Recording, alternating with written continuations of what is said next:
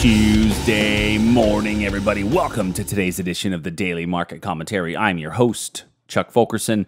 Hope everybody had an absolutely amazing Monday. I did not do a video yesterday as we didn't have enough change from the weekend edition in order to put one up, so I figured let's go ahead and roll with today's. For those of you new to the channel, welcome. Glad you're able to make it in.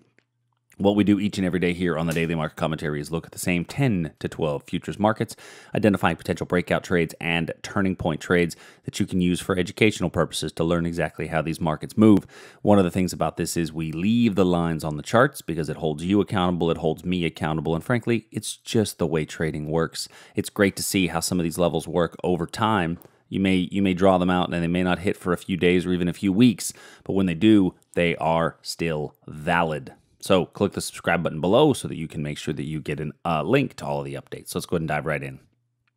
So S&P 500 yesterday, we started the day here, and now we're right here. You know what that means? A whole lot of nothing. We are still in between our areas, so really I have almost nothing to add, which I know it's rare that I have nothing to add, but I really have almost nothing to add.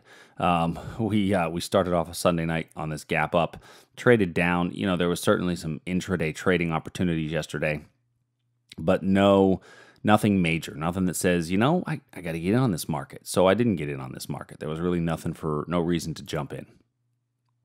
NQ, showing a little bit more weakness in the NQ than we are in the ES overall. I mean, you can see by looking at the two charts that this one had a stronger, steeper pullback than the S&P did.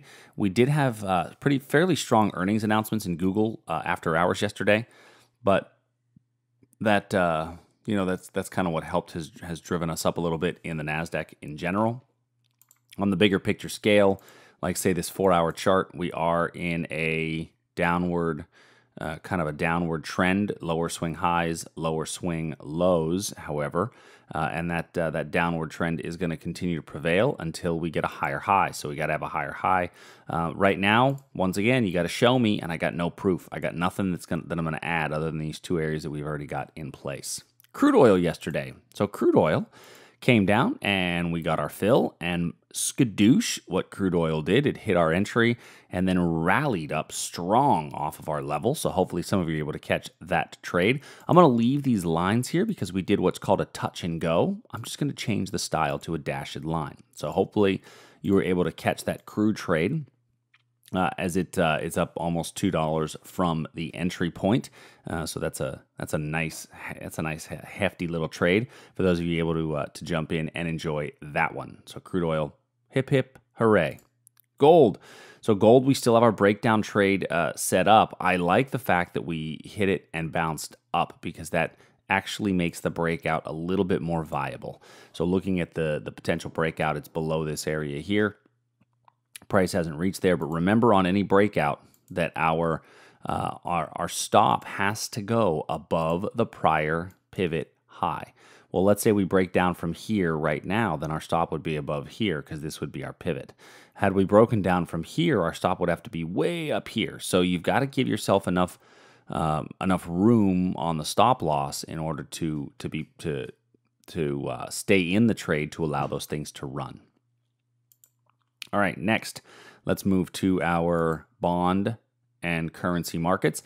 Now, the bond markets yesterday, I had talked about, I thought that there might be a little bit of a rollover, so I actually jumped in on a short and promptly was stopped out for a very, very, very small loss. I jumped in on a 15-minute time period because I kind of thought that we had gotten a nice little rally back up. I felt like we'd get a reversal, and we didn't. It just kind of blech.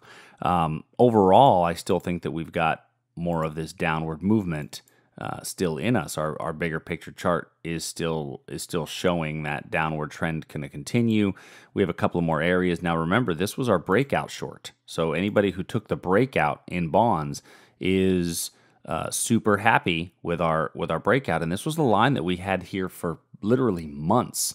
So if you're able to catch that breakout, then good. I'm going to remove our line for the breakout, but our bond breakout combined with our crude oil reversal, and those are tied together, right? Those are going to be tied together because they're all tied with the dollar and what the performance of the dollar does.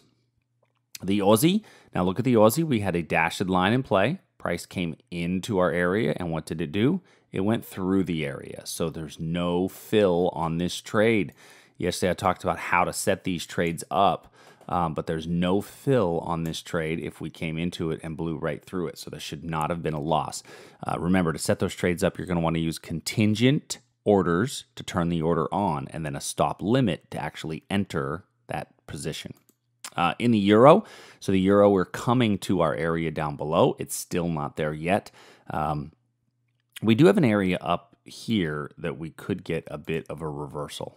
So right in here, you could get a bit of a reversal right through here. You've got this 22819 area where we popped up and then came back down. Let me actually put the right drawing on here. So I use Fibonacci lines actually to draw my reversal points. So I think we could get a decent reversal off this little area right in here. It occurred right around market open. It's got a pretty good setup. So this could be a good opportunity for today. It was an old support area back through here, acting as resistance right here. Canadian dollar, still nothing in our area, in our wheelhouse for me to take a look at. So I'm going to leave the Canadian dollar be. Last but certainly not least, on our nat gas, British pound, Japanese yen, and copper. So copper, I had a breakout short, and this one did not work out. So we had a breakout to the downside right here. Price gave us this, hey, here you go, boom, get short, and all of a sudden you're like, yeah, I'm short. No, I'm not.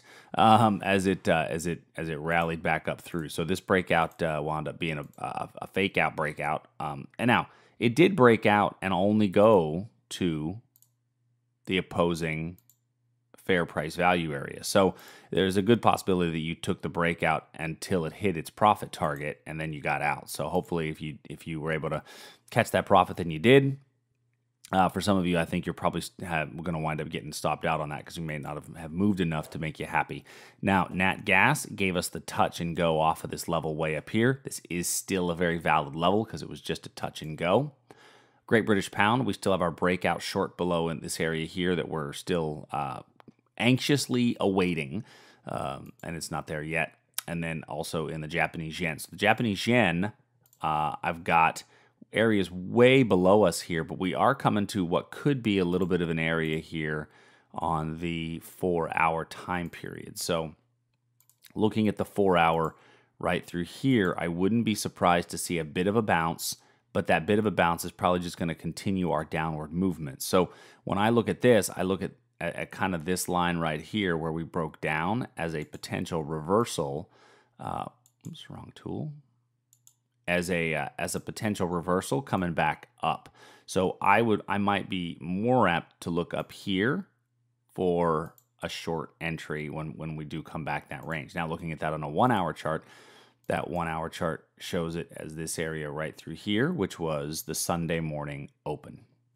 All right, so with that being said, I'm going to turn this thing off for the day. If you have any questions, please feel free to shoot me an email. My email address is chuck@iiefinancial.com. If you know anybody who's looking for financial advice, maybe they're not happy with their current performance, or they just want a new voice, do me a favor, share my info. It'd be much appreciated. Helps to spread the word out there. So thanks everybody, and if you have any questions, reach out. Talk to you soon. See you.